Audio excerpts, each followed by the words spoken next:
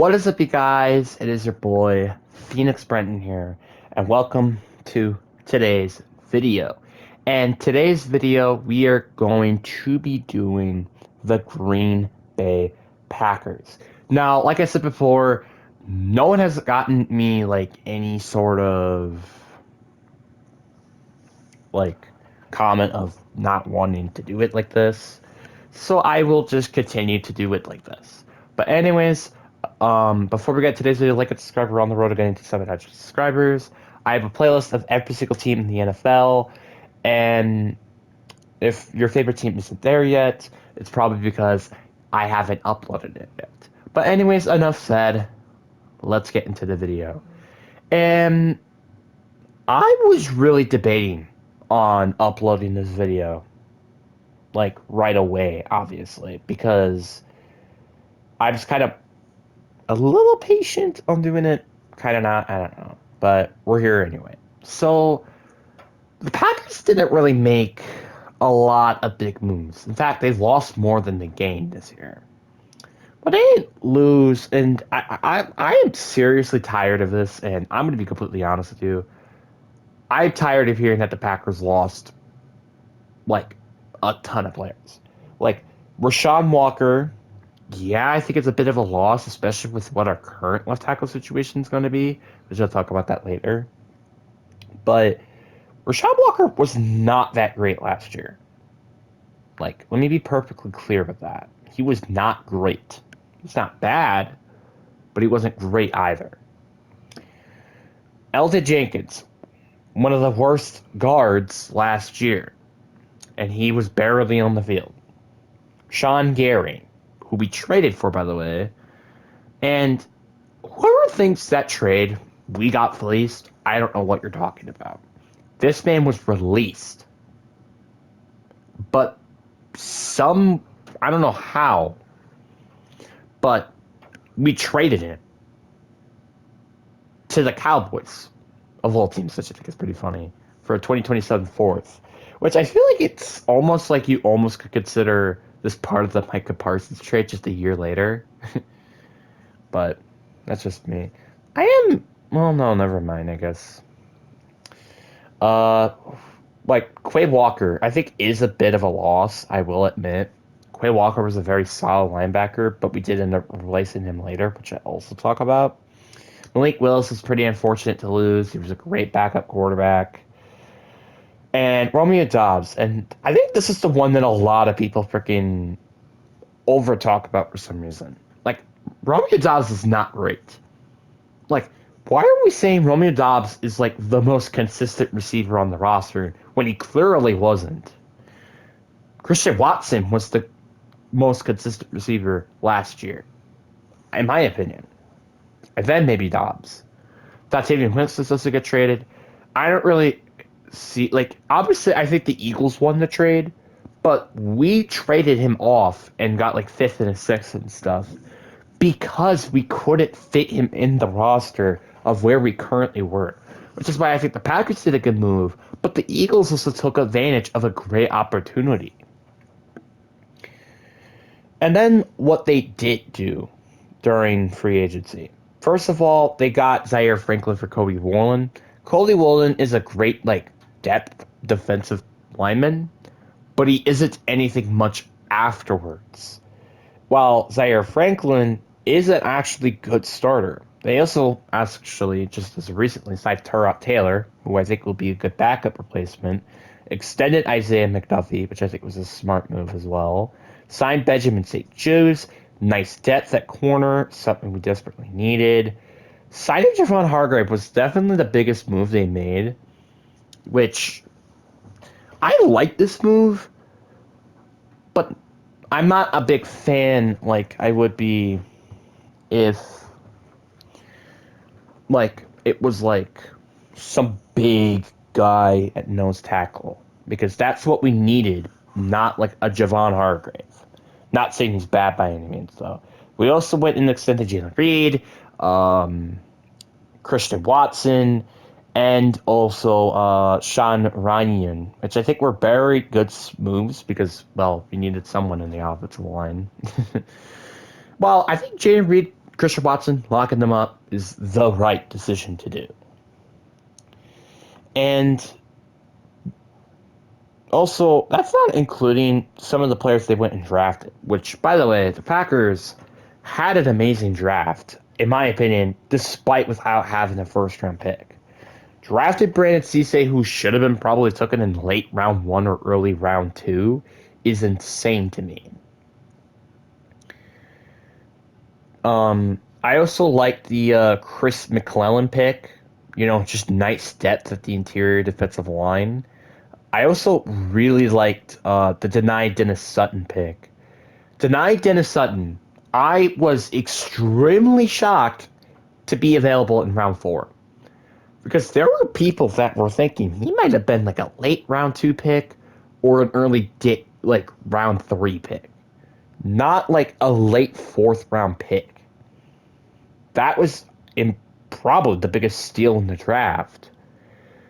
And we also went and drafted a kicker, which I think was the smart decision. We also went and drafted an offensive lineman in Jalen Berger. But I will admit, there was one thing that I was upset with. Well, I guess two. One was the fact we went in interior defensive lineman in round 3 instead of like round 5. Like, I wish we swapped the offensive line pick and with the interior. Not saying I hate Jalen Barger, just I would have much rather had that addressed it later. And the fact we did not went and draft a running back. Now, I'm not saying I hate our running back room. Like, obviously Josh Jacobs is good, but the allegations and stuff, it's a little more concerning than it was previously. And then your backup running backs are either Marshawn Lloyd, who is inconsistently healthy, like at all, and Chris Brooks, who I like, but if Josh Jacobs gets injured, that's scary. All right? I don't trust it. And, I mean, looking at their roster, they have a solid roster. Like, I like the receiving core. The running back room is a little question mark. Quarterback room is good. I also like the offensive line a little bit. Like, I like Zach Tom. I think Anthony Belton will take a nice step in year 2. Sean Runyon's good center. It's the left side that concerns me the most, with Jordan Morgan and Aaron Banks. Aaron Banks was not good last year, as I literally predicted. And Jordan Morgan, this is the first time he's starting at left tackle. Yeah, there's some reasons for concern. Defensively, I like the interior defensive line. There's a lot of depth now with Chris McClellan, Devontae Wyatt, Javon Hargrave, and Carl Brooks, which I don't know why Javon Hargrave is nose tackle. That's weird. I would say Carl Brooks won't be one like that anyway. Edge, obviously Micah Parsons is out for half the year, which will definitely affect how this roster will probably work. But we'll have starters Lucas Van Ness and, well, so far they're going to say it's denied Dennis Sutton. It's probably going to be Barron Sorrell, to be honest with you. While I'll have linebackers Edgerrin Cooper and Zaire Franklin, with also Isaiah McDuffie in the back, just in case. The secondary is also a bit of a concern, not at safety, but just specifically at corner. At not the nickel spot. Like, Javon Bullard is great at the nickel. It's just, you have, right now, Keyshawn Nixon and Carrington Valentine at corner. Now, obviously, it's like, wait, what are you talking about? Didn't they draft Brandon Cisse? They're probably not going to throw him in right away, as I think they should, especially at the cornerback position. And Benjamin St. Juice is a rotational player. He's not a guy who's going to be in all snaps. They also went and drafted Devontae Jackson out of Alabama. He might not even make it to the roster, to be honest with you. Like, this roster, I would be honest, I'm going to be very surprised if this team makes a lot of noise in the first half of the year, just because of Michael Parsons being injured. So, looking at their schedule, they have a pretty easy beginning of the schedule. It's when you get to the Bears, it's just like, oh my god, this is a gauntlet. Which then they have the Vikings and the bye week, and then they kind of have gauntlet, non-gauntlet, gauntlet, non-gauntlet, gauntlet, not like they are kind of almost back and forth with good teams and then poor teams. And then after like the Dolphins, just straight up playoff teams from last year, except Detroit. So we're going to do the floor first for the Packers. I do think they will lose week one or split the series with the Vikings. That's probably just going to be the case. They will get swept by both Detroit and Chicago. I know people might disagree with me on that, but this is their floor. This isn't like their ceiling or anything. Be perfectly clear. Week two, they will beat the Jets. They will beat the Jets. Week three, they will probably lose to the Falcons, even at home. I just think they're a very stingy team sometimes. They will lose on the road against the Bucks. They will lose at home against the Cowboys, lose at home against Carolina, and lose on the road against New England. Bye week, lose to the Rams. Oh, dear God. They will beat the Saints on the road, though. They will lose to the Bills at home. They will beat the Dolphins at home. But then they'll just lose the rest of the games with the Texans at home. Putting their floor at a really, this is one of the lowest floors I've seen the Packers had in a while. 4-13 is their potential floor, in my opinion. Wait, did I have the Vikings sweeping them? No, I didn't. Like, that's a very low darn floor. But part of the reason is because, again, Micah Parsons is missing like half the season. Like, let me be perfectly clear with this. Then their ceiling. They will sweep the Packers or sweep the Vikings. I also think they could sweep the Lions. No, they'll split the series with the Lions. I also think then they would also split the series with the Bears, but on the road in particular, because they won't have Micah Parsons for the game at home.